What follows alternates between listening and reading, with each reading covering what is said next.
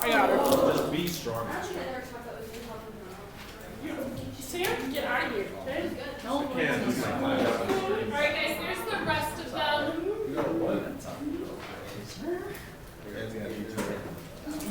That's it?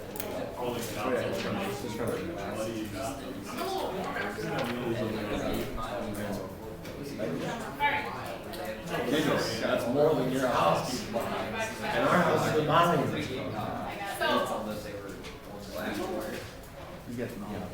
Again, part of the reason why, or most of the reason why we reviewed this, guys, most of the reason why we reviewed this before break is we had a couple of days there. I was okay with doing one day of kind of fun before break, but this is good for us to review knowing that, next week, Thursday, we'll be taking an exam and you have to be able to graph. Are we done with this class then? Yeah, Yeah, we're done. after next week, Thursday. Oh my God. No more AP chemistry. No more 18. I love it. AP chemistry. Wait, is it the same schedule like one is around? Yeah, and I'll get you guys a schedule a little bit later this week. Yeah, it's 1 and 3 on Thursday, and 2 and 4 on Friday, with 2 and 4 being like back to back, and then we go. Whereas 1 and 3 are like surrounded by the instead of like. Did you Slap. Best way is This actually probably looks tough, and it's probably not something you've seen before, but at the same time, it's not really that complicated. It's just, it just looks so different from what you've seen. I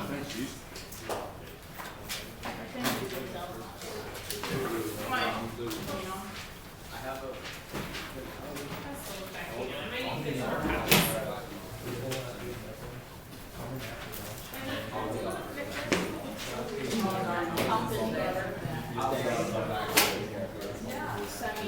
Does anyone have extra at the end of their row? What? When did I? Let me get one. I'll get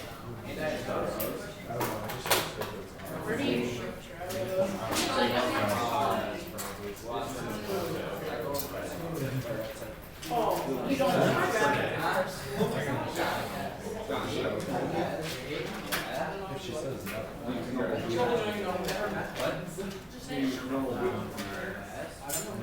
Okay, guys. I just printed a couple more of these. So if you guys could work on the warm-up questions, there's 2 warm-up questions there for you guys. I don't know how I.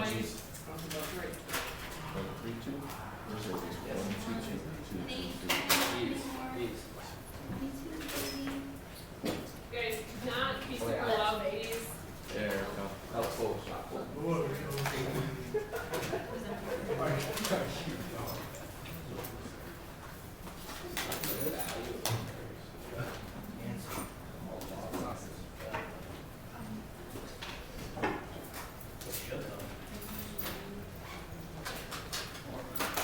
I stacked them.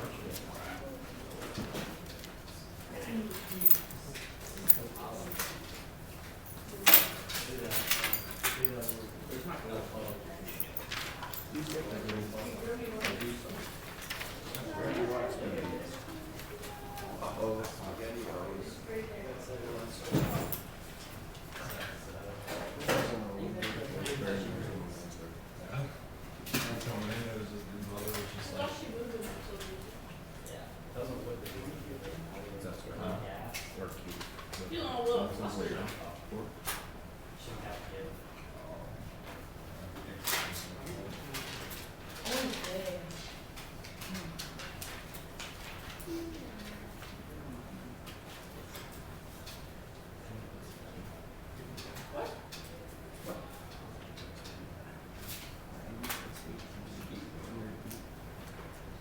Take that thought out of yourself.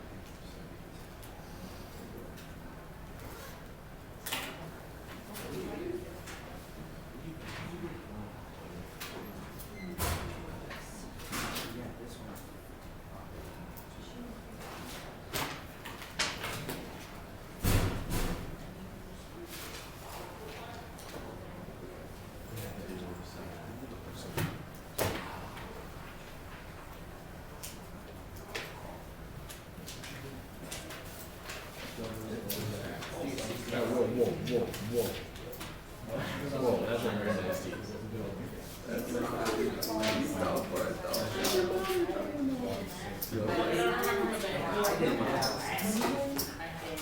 Let's go. Your mom felt really disappointed when I was leaving and I didn't get number 2 thing. Yeah, she was like, I'm like, you want to play with Canadian? He plays she's like, so he was sitting for her.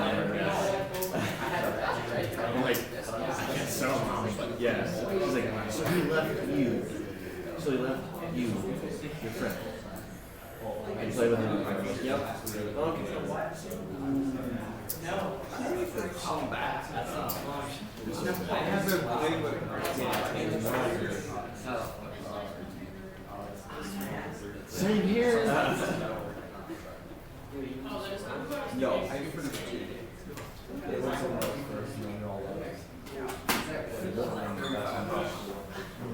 What does it say? Does it say Yeah, awesome. Well, actually, no, it's not. Oh, look it up. She walking down the street. But it is when you realize. Yes. Who? I want. I didn't do it. Stop. I went to bed at what's up? That wasn't on But last night was like sign of the angels for the opposite for angle. I didn't care. Come here. What sign of the alarm? There isn't a lot of space. Log cosine is all sides face side. Okay, last night was the eve of Two is side. sections of That's fine. Like if you've got your own isn't here, these are all, so you've got 90, 60, January 2nd. So, And the then you actually go sign once of 90, first. over 70. So the angle, then the side across, and then you can find x, which is what the side of 2 over x. But the side of 90 is 1. You guys remember that? So then it's just like 1 over 70 equals sine of 72 over x. Actually, technically, it was 5 a.m. January 2nd.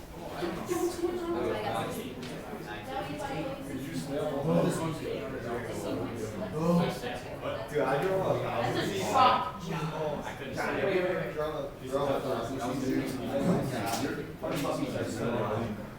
Those in your garage? By the way, if you were misbehaving, you guys were recorded that whole time. Apparently, I just realized. I'm like, I never hit stop. Oh, no, I said this is talking about John's snowmobile. All right. I guess I forgot how many students were in my class. Sorry. All right. Yeah. Or not long enough, or whatever. Okay. Sorry.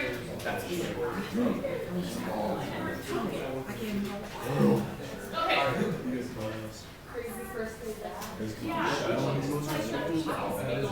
I can get that in my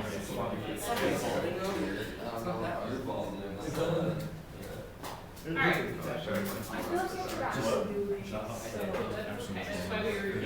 Okay, so again, guys, don't ever freak out about not remembering like the warm up. That's why if I expected you during the lesson to be like 100%, like you know how to do the warm up, then that's partly why I do it, is just to kind of remind you how to do things. So if you didn't remember, it's okay. We'll talk about it. We're gonna need kind of both of these ideas today and what we're gonna be doing, and so that's why I figured it'd be a good way to start and remind you of that. So, in each of these cases, you're going to have to use trigonometry. Now, you can, if they're 30, 60, 90, or 45, 45, 90, you can use 30, 60, 90, or you can use the special right triangles, but that's not the case here. A lot of the ones today, we're going to do are going to be those special right triangles, but it's okay to use trig. So what we do then in this case is we label everything based off this angle we know. So here's our hypotenuse, this is my adjacent side, and then this is my opposite, but I don't know anything about that, so I'm just going to kind of ignore that for right now. So if I want to find the adjacent over hypotenuse is ca or cosine. So you'll need your calculator because you're not going to do this in your head. So cosine of 18, the angle, is a over h, so x over 17. So then to figure out what x is, we're going to multiply each side by 17. And this is going to, again, be important here in a second, or in a little bit, because we're going to use this later on. So 7 times the cosine of 18, and we should get, it's going to be a decimal. You guys get it? Yeah. Yeah. Because we've done log signs. Oh, you could do log signs. It's probably not the fastest way, No, it's not. but it works.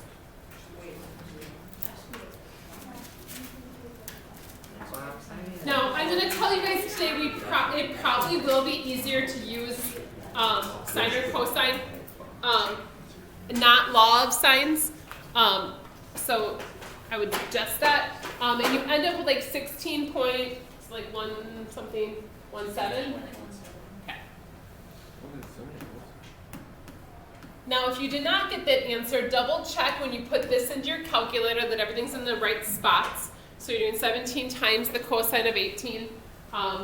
You're trying to find that side, so 16.7. It should be shorter than 17, so it makes sense there. All right, questions?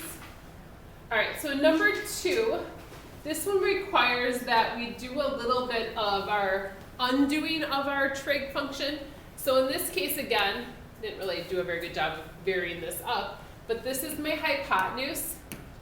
And this is my adjacent, but this time I don't know the angle. So my angle is my unknown. So since it's adjacent and hypotenuse, we're still going to use cosine. So we're going to do cosine of x equals adjacent over hypotenuse. So 109 over 134. So in order to figure out what x is, what are we going to do? Yeah, we're going to do the inverse cosine of that exact fraction. And that should give us the angle that we're looking for. And again, if you're doing this and you're using a graphing calculator, you want to make sure that if your answers aren't making sense, it's possible that you're in the wrong mode. So we want to be in degree mode, not radians.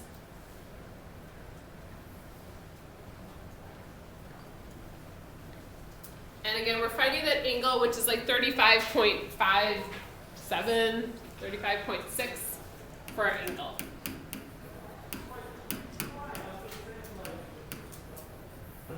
So that's this angle up here. You okay with that? So hopefully that jogged your memory a little bit. We're going to be using it on the second half of what we're doing today. So the first half won't have a whole lot to do with this. But then when we actually kind of do some translating between these two different types of coordinates, we're going to have to be able to solve problems like these. So we'll get into that. So rectangular coordinates is what you've used like your whole life, like in terms of graphing. That's what you're used to using. That's what we've always used. That's x comma y are rectangular coordinates. We're going to talk about polar coordinates today, which probably some more exciting. They have nothing to do with polar bears, sorry.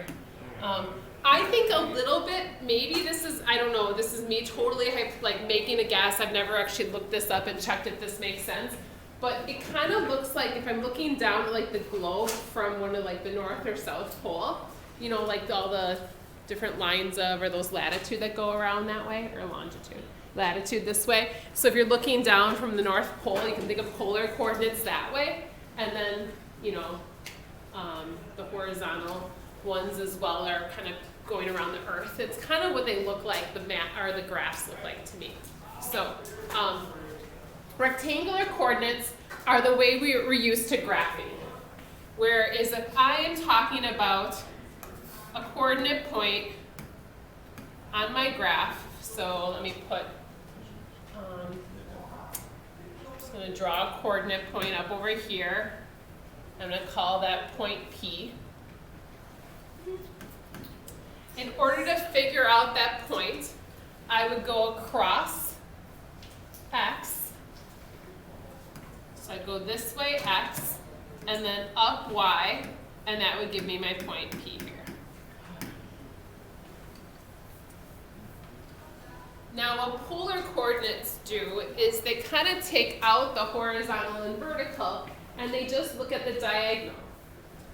But when they're looking at the diagonal, they also look at the angle. So this is going to look a lot like when we were solving right triangles in the different quadrants. It's going to look a lot like that and actually has a lot of similarities with that.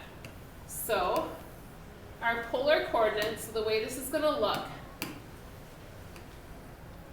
so that same point P is going to be over here. So still point P. But what matters to me in this case is how long, and they call this the pole, how long this pole is. We're going to call that R, or you can also think of it as like the radius of a circle is maybe a way to think about it. That should be a P. And then the other thing we care about is this angle here. So a polar coordinate, the way that's written is it's called R comma theta, which is our angle. Now they're going to tell you if it's a polar coordinate or a rectangular coordinate, but typically if it's an angle, it obviously will have a degree there. So it's kind of a way to tell that it's the polar coordinates. Now these can represent the same thing. So it either can be written normally or polarly. I don't know if that's a thing, like in polar coordinates. So we can write it either way. We're going to kind of translate between them. But first I'm going to show you just how to graph in polar coordinates, which sounds, worse than it is. It's just up here. So we're going to start with positive polar coordinates, or positive for the R to begin with. So again, the R tells me how long this line is going to be. So if you look at this first one, they're telling me how long the line is going to be. And now when I'm counting them, I'm going out to 3. So if you look, the 3 is this whole ring here. So I'm going to be somewhere on that ring. And where I am is 150 degrees from like our origin. So again, this is going to seem really similar to what we did back a few chapters ago with figuring out, solving the triangle there. So I go from 0 to 150. So my point over here is just going to go on the graph. Sorry, it's hard to make the point bigger without moving the whole graph around. So it's going to be on the 3 ring at 150 degrees. So I'm looking at this being 3 long, and then this is 150 degrees over there. So technically, like the angle we're talking about is there, but this is the point I care about. So you don't have to draw anything other than the point if you have that.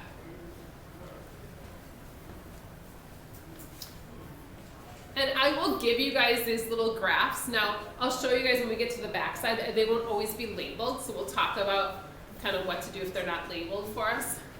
So this next one is it's 2 and then negative 255. So now 2 means that I'm going to be on the second ring here. But a negative 255, hopefully that's like kind of a good review of our angles. That just means we go counterclockwise around the graph. So we kind of have to count backwards with it. So 180, so then like we go, like kind of look at 255, so 180, I need to go, how much past that? 75 past? So I should be like up here, I think, right? Does that make sense? Because what is that? That's on the wrong ring. I should be here. It's on the wrong ring. Oh, I'm at 2, sorry, yeah, I meant to, sorry. But I'm on the, so 255, 105. is 105, right? Past Yeah. past 180? No. It's that one. Black. It's that one. It's the 120. But the one between Oh, what? 90, No, it's 90 and Right. 120. 75 past On the 1. side. Okay, that's what I was getting at. So 75. So we should go, so 90 would be straight up.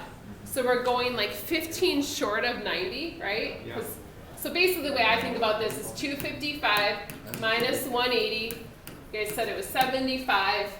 So I need to go 75 past, and so these go up by, it looks like 30s. 15, oh yeah, 15, there we go. So then this is 65, so 75, and I'm on the 2 ring. So I should be there. Good job, team. Yep. Jump. Sorry, post break, like, ooh. So again, the dot is all I need. If you like to show what you're doing here, I went basically all the way back this way. It's a really big line, but that's where we're looking, it's just the specific point.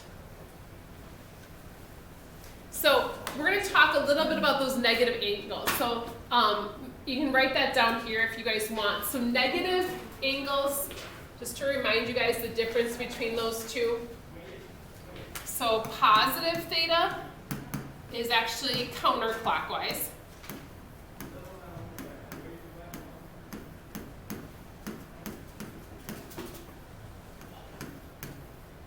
Which means this way.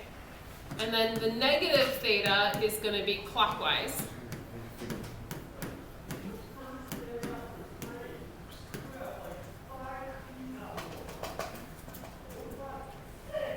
So just understanding how we're doing that. Now, when the r becomes negative, this gets a little bit trickier. So now we're going to talk about negative r values.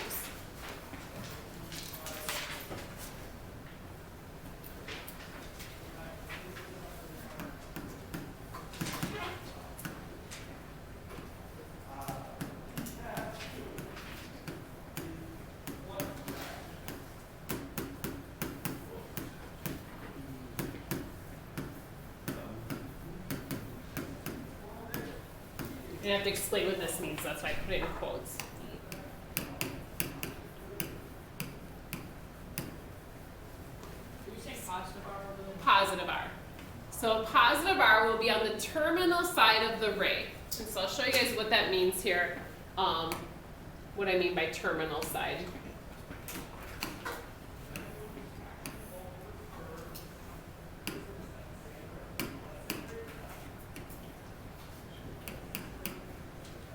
So if it's positive R, it's going to go off in the direction we're kind of assuming. If it's negative R, it's just going to go the opposite direction from what we would think. So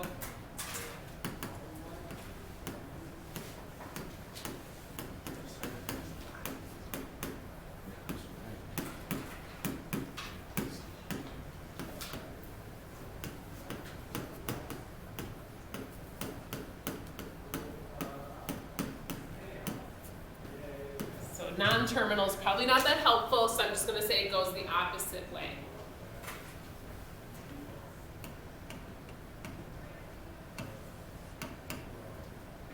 So it's a completely straight line, a complete 180 from what we were anticipating.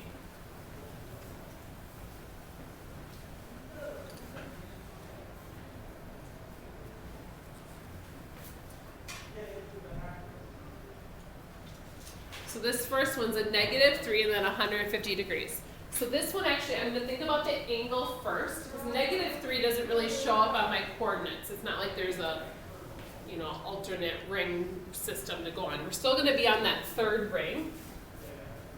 But we go 150 degrees. And now these ones aren't labeled for us, and these are what is similar to the worksheet I have for you guys. So every one of them is 30. So that'd be 90, so here'd be 120, so 150. So here we should be. So +3 would be 1, 2, 3 this way. So our -3 would just go the opposite direction on that same line. So like right here. So there would be our coordinate, or our polar coordinate point in that case. So it'd be this one down here. Now you might say, well, why isn't that just like 3 comma negative 30 or negative or positive 330? There's other, like, there's a bunch of different names that we can call this. So just if you realize that that's the same thing as, you could call that 3 positive 330, that would be the same thing, but that's not what they called it. They called it this. Those two are the same, like in the same location. Kind of like when we talk about like 1 p.m. versus 1 a.m. You know, it still like looks the same on the clock. All right, so see if you can do this one. This one has double negatives here. So take a minute to try this one.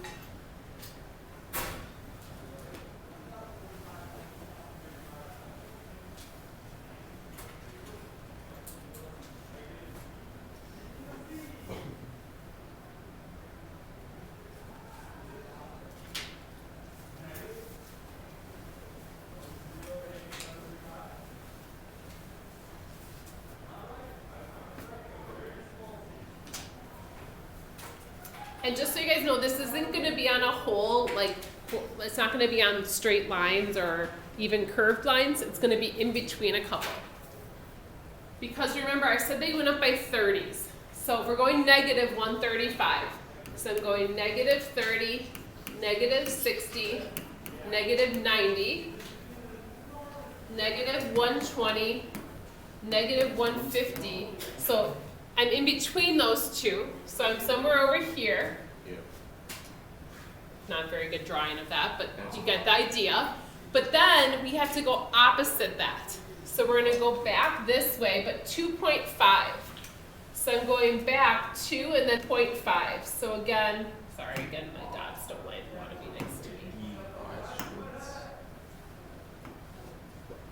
So like right in there, right? Because it's straight back. 2.5, so 2.5, so in between 2 and 3. Is that okay? Yeah. So as strange as these are, and they don't like seem like right now, they like, it seems strange, but at the same time, it's kind of like, it's hard to wrap our head around initially. Hopefully over the next couple of days you'll feel better about it. So now we're going to convert back and forth between polar and rectangular. So like going back to the normal way or coming back from the normal way to this new polar way. So talking about how to do that, I want to practice that with you guys a little bit. We're going to talk about how to go from one to the other. And then we'll actually do whiteboards a little bit just so that I have you guys awake a little bit and get some practice. So you're not just, no, we get to practice a little bit. So, just because I don't have many examples on here and I'm afraid you might not catch on if I won't. All right, so if I have it in polar, I want to switch it back to X and Y. So I want to go from polar to like the normal way.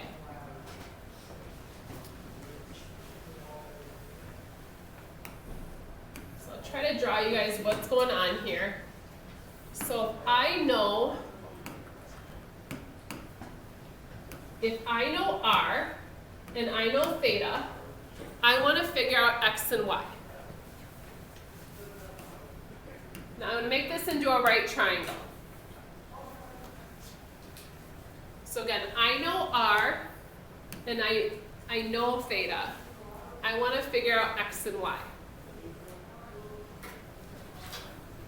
So if it helps for some of you guys, I might move this over a little bit here. Wow. I know, it's like high tech. No. So if you knew this was 12 and you knew this was 32 degrees, how would you find X? What's that? You said bob and weave. Good, good. How would you find X here? You'd do cosine, right? Because you would do cosine of 32 would equal X over 12. So you do 12 times cosine of 32 would equal our X, right? Do you agree with that? So question is, high tech, move back. How would we find X if I knew R and I want to write it in terms of R and theta? How could I write X using those two? Think about what you guys just said over here. Cosine of what? the theta, and what am I doing to it? Oops, I was over there. So, yeah. I'm Multiplying by r. multiplying it by r. Yep. So to figure out this x, I would do r times the cosine of theta. So if I know what r is and I know what theta is, I can just do r cosine of theta to find our x.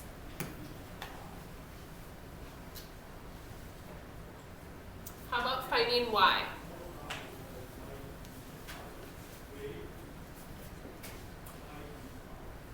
So instead, over here, I'm asking for y. Then we do sine instead. We do exactly the same thing, but now we'd use sine. So we do r sine of theta. Now, having these formulas you're going to be thankful for. Like, I mean, it just makes it a little bit easier than having to set this up every time. But you could set it up every time. If you were unsure on how to find those, you could write in what we know and we could figure it out. Now, I will tell you guys, the ones we're doing today are special right triangles. So if you're good with your 30, 60, 90, or 45, 45, 90 triangles, you can stick with that. But if you're not, or you're nervous about using those, I mean, I kind of like half use them and half like I think I know that's what it is, and then I kind of just check it and do it like kind of both ways. It's up to you guys. So again, what's going on here now is they're giving us the angle and they're giving us r. So they told us this is 30, this is r. We want to find x and y. I should probably draw that better though, because that's a 30, 60, 90. So let me draw it a little more exaggerated. So if, like kind of going back to like other sections that we've talked about, you can do this a number of ways. So I can just use my rule here. So I do 4 times the cosine of 30, and then 4 times the sine of 30. And you can do those in your calculator. Or I can do a little bit of magic, like special right triangle magic with you. If this is a 30, do you guys know the relationship between the hypotenuse and the short side? Yeah, it's going to be 2. It's just going to be half of that. So if you know the hypotenuse, the short side just going to be 2. So we just found the y. But if you check it in your calculator, 4 times the sine of 30, it's going to be 2. Kat's like, what in the world just happened here, right? So, and that's okay. Like, it's kind of like, really, we can do that? Or maybe you forgot we could ever do that. Once I know that, then I can take this and multiply it by the square root of 3. But again, if you're like, no way on earth will I remember that, then put 4 times the cosine of 30 in, and you'll get the decimal equivalent of 2 square roots of 3, and I'm fine with either of one. So this is 3.46, I think.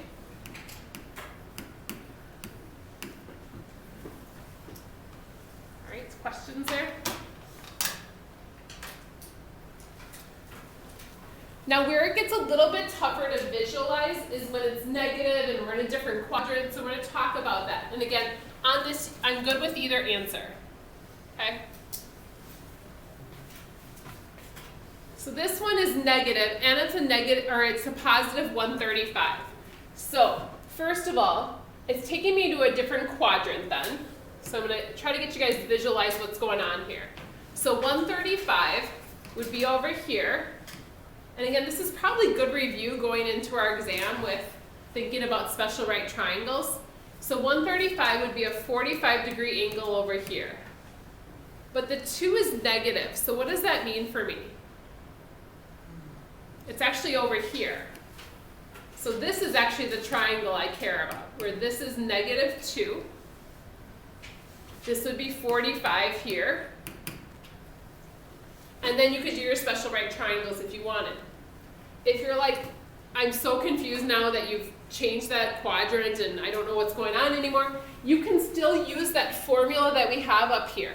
So if this is totally driving you crazy, then just do our formula. So the r times the cosine of 135, and then the r times the sine of 135, you're gonna get the same thing if someone drew that out and wrote it all out and put it in the right spot. It doesn't really matter to me. I mean, obviously I'd love for you to understand every aspect of this and frontwards, backwards, whatever, but now one of the things you want to be careful about is making sure your signs make sense. If I'm back over here, should the x be positive or negative? The x should be positive. So it ends up being a positive 1.41, I believe, right? Did anyone actually do that as does some of your calculators tell you it's something nicer than that? No? No one's calculated it. Does anyone know what that is? That's a square root. It is the square root of 2, yeah. And again, that comes from that this is a special right triangle. Now, if I know this is a 45, 45, 90, technically, I don't even need to put that other half in the calculator. A 45, 45, 90, those two legs should be the same. So I can be a little bit wise about that, except this one's going to be negative very good. Oh my gosh. Okay. So either answer is fine with me. I don't have a preference one way or the other. Okay? So let's do an attendance. How about an announcement break?